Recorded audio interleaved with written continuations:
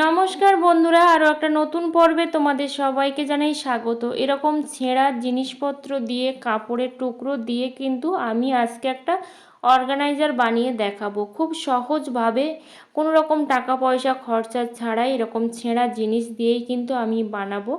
তো তার জন্য দেখো, এখানে তো কিছু ছেঁড়া জিনিসপত্র নিয়েছি, আর সাথে সাথে কিন্তু একটা প্লাস্টিক বস্তাও নিয়েছি। কারণ এই প্লাস্টিক বস্তা দিয়ে বানালে সেটা কিন্তু খুব মজবুত হবে। আর এইভাবে তোমরা যদি ছেঁড়া ফাটা জিনিস দিয়ে এই অর্গানাইজারটা বানাও, তাহলে কিন্তু বাজার থেকে একটা টাকাও খরচা করে কিন্তু এটা কিনে আনার প্রয়োজন পড়বে না। খুব সহজভাবেই কিন্তু তোমরা বাড়িতে তৈরি করতে পারবে জিরো কস্টে। তো তার জন্য দেখো, এখানে কিন্তু আমি কোনো রকম মাপ করিনি, একটা আন্দাজ মতোই কিন্তু আমি এখানে কেটে নিচ্ছি। তোমরা তোমাদের মাপ মতো করে নিতে পারো, একটু বড় করতেও পারো বা ছোট করতেও পারো। আমি কিন্তু খুব বড় করব না, আমি কিন্তু মিডিয়াম একটা সাইজের কিন্তু করব। বাকি প্লাস্টিকটা আমার লাগবে না, আমার যেটা লাগবে আমি সেটাই কিন্তু এখন সুন্দর করে কাটিং করে নেব, যাতে করে যে সাইডে বড় বেরিয়ে আছে সেগুলো যেন বেরিয়ে না থাকে, সেইভাবে কিন্তু আমি কাটিং করে নিচ্ছি। এবার দেখো, আমি কাগজের যে টুকরো সেগুলো কিন্তু কাটিং করে নেব। আমার কাছে টুকরোগুলো খুবই ছোট ছোট, তোমাদের কাছে যদি বড় বড় টুকরো থাকে তাহলে কিন্তু অনেকটা কম সময়ের মধ্যে করতে পারবে।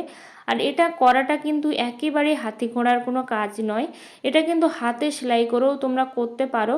তো দেখো, আমি কিন্তু টুকরোগুলোকে কেটে নিয়েছি, আর খুব ছোট ছোট টুকরো আমার কাছে। তো সেই জন্য একটু কিন্তু বেশি বেশি হয়েছে। যদি তোমাদের কাছে বড় টুকরো থাকে, অবশ্যই বড় টুকরো দিয়ে তোমরা করে নেবে। তো এইভাবে যদি অর্গানাইজারটা বানাও, তাহলে কিন্তু দেখবে যে তোমাদের পূজার ঘর থেকে শুরু করে সমস্ত জায়গাতে এটা কিন্তু রেখে দিতে পারবে। আর যারা এরকম টুকরো কাপড় কাজ করে, যেমন সেলাইয়ের কাজ করে, তাদের ঘরেই কিন্তু পাওয়া যায়, কিংবা তাদের কাছ থেকে চাইলেও কিন্তু তোমরা এভাবে নিয়ে আসতে পারো, ফ্রিতে এমনিতেই নিয়ে আসতে পারো। তো দেখো, আমি কিন্তু সেলাই করে নেব। আর অবশ্যই কিন্তু সোজা পিঠের সঙ্গে সোজা পিঠটা রেখে, মানে ওপরে পিঠটা, উল্টো পিঠটা কিন্তু ওপরে রাখবে, আর সোজা পিঠ দুটো কিন্তু ভেতরে রাখবে, তাহলে কিন্তু তোমাদের আর ভুল হবে না। তো এইভাবে কিন্তু সেলাই করে নেবে, তোমাদের যেটা মন চায়, যার সঙ্গে যার কম্বিনেশন ভালো মনে হবে তোমরা কিন্তু সেইভাবে করবে। যেহেতু আমার কাপড়গুলো এতটাই ছোট যে কম্বিনেশনটা ঠিক করা কিন্তু খুবই কষ্টকর, সেই জন্য আমার যেমন মনে হবে আমি কিন্তু ঠিক তেমনভাবেই করে নিচ্ছি। তোমরা তোমাদের ইচ্ছা মতো কিন্তু এটা করে ফেলতে পারো। দেখো, এখানেও কিন্তু আমি এইভাবে সুন্দর করে জুড়ে নিচ্ছি। আর যেসব বন্ধুরা আমার চ্যানেলে নতুন, অবশ্যই চ্যানেলটা সাবস্ক্রাইব করে পাশে থেকো।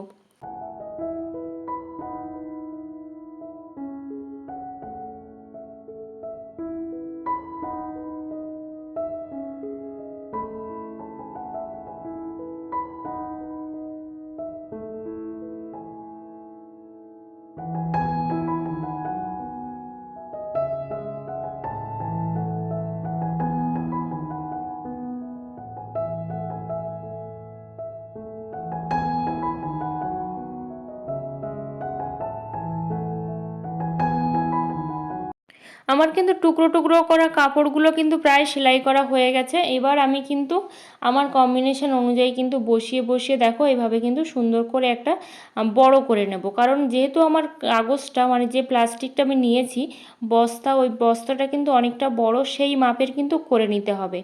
দেখো, এভাবে কিন্তু করে নিতে হবে। আর টুকরো টুকরো কাপড় দিয়ে আমার হয়নি, সেই জন্য মাঝখানে কিন্তু আমি একটা এক কালারের কাপড় দিয়েছি, যাতে করে দেখতে ভালোও লাগে।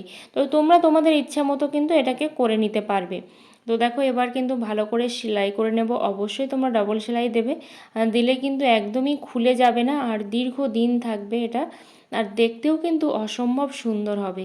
তো দেখো, এভাবে আমি চারি সাইডে সেলাই করব না কিন্তু। এবার আমি সুতের কাপড়ও কেটে নিয়েছি, এখানে দুভাঁজ করে যে পুরানো একদম ফিনফিনে সুতের কাপড় হয় সেটাই কেটে নিয়েছি। তোমাদের কাছে যদি ভালো কাপড় থাকে অবশ্যই তোমরা ভালো কাপড় দিতে পারো, আমার কাছে যা ছিল আমি কিন্তু সেটাই দিয়েছি। তারপরে দেখো, যে কাজটা করব, আরও একটা সুতের কাপড়, এরকম ছোট্ট কাপড় কিন্তু আমি দিয়ে দিচ্ছি। মানে সবই ভালো কাপড়, কিন্তু ছোট ছোট বলে কিন্তু এরকম করে করে আমি দিয়ে দিচ্ছি, দেখো। আর এইভাবে মোটা করে দেওয়ার কারণ হচ্ছে, একটু সফট হলে কিন্তু পা দিতেও ভালো লাগবে, বা বসতেও ভালো লাগবে, আর দেখতেও ভালো লাগবে, একটু ফোলা ফোলা লাগবে, তার জন্যই কিন্তু এরকম একটু কাপড়গুলো দিয়ে দিচ্ছি একটু ভারী করে। তোমরা চাইলে কিন্তু এর মধ্যে আরও বেশি করে কাপড় দিতে পারো, যাতে করে খুব সফট হয়, বসেও যেন আরাম পায়। তো দেখো এবার কিন্তু এভাবে বসিয়ে দিচ্ছি এর ওপরে।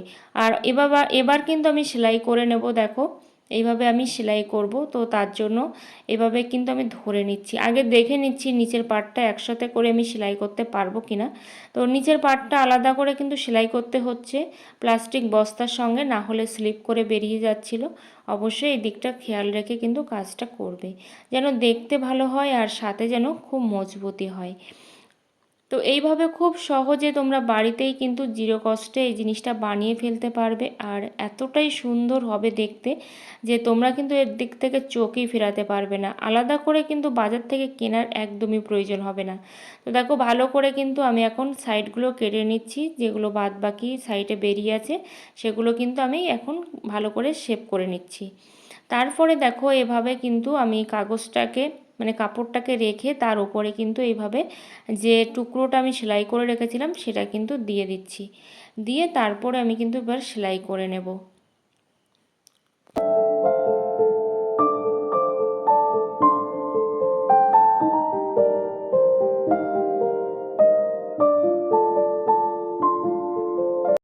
দেখো আমার প্রায় কিন্তু সেলাইটা কমপ্লিট হয়ে গেছে। একটু ছোট বড় এবড়ো খেবড়ো কিন্তু থাকবে, তার জন্য ভয় পাওয়ার কোনো দরকার নেই। যত এবড়ো খেবড়ো থাকবে সব কিছু কিন্তু তোমরা এভাবে একদম কাটিং করে বের করে দেবে, দিলে কিন্তু দেখতে ভালো লাগবে। সাথে প্লাস্টিক বস্তা অনুযায়ী কিংবা তোমাদের কাপড় অনুযায়ী সুন্দর করে কিন্তু কাট করে নেবে। দেখো সুন্দর করে আমি কাট করে নিচ্ছি। আর মাঝখানে কিন্তু আলাদা একটা কাপড় দিয়েছি, তার জন্য কিন্তু দেখতে আরও বেশি সুন্দর লাগছে। এবার আমি একটা পট্টির কাপড় নিয়েছি।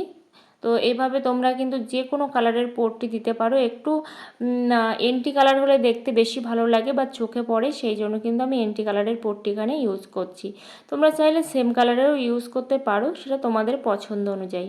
তো দেখো পট্টিটা কিন্তু আমি দুভাঁজ করে নিয়েছি, নিয়ে তারপরে আবারও কিন্তু দুভাঁজ দিচ্ছি। তো এইভাবে কিন্তু তোমরা সেলাই করে তোমরা এই জিনিসটাকে বাড়িতে কিন্তু খুব সুন্দর করে সাজিয়ে রাখতে পারো, তোমাদের বসার জায়গায় কিংবা তোমাদের পাপোশ হিসাবে ঠাকুর ঘরে যে কোনো জায়গাতে কিন্তু তোমরা এটাকে রাখতে পারো। তো ভেতরে যেহেতু আমি পুরানো কাপড় দিয়েছি সেই জন্য ঠাকুর ঘরে না দেওয়াই ভালো, কারণ পুরানো কাপড় ওটা আছে। আর তোমরা যদি ভেতরে নতুন কাপড় দাও অবশ্যই কিন্তু তোমরা ঠাকুর ঘরে রাখতে পারো আসন হিসাবে। তো দেখো এভাবে কিন্তু ডাবল সেলাই করে আমি এটাকে নিয়ে নিচ্ছি যেন একদমই না খোলে। তো সেই জন্য কিন্তু ডাবল সেলাই করে নিলাম। আর এন্টি কালারটা দেওয়ার জন্য দেখো কতটা সুন্দর হয়েছে জিনিসটা। তো এবার কিন্তু তোমরা এভাবে বানিয়ে ফেলতে পারো। আর পিছনটাও দেখো স্লিপ করে বেরিয়ে যাবে না, যেহেতু আমি সুতির কাপড় দিয়েছি সেই জন্য স্লিপ করবে না।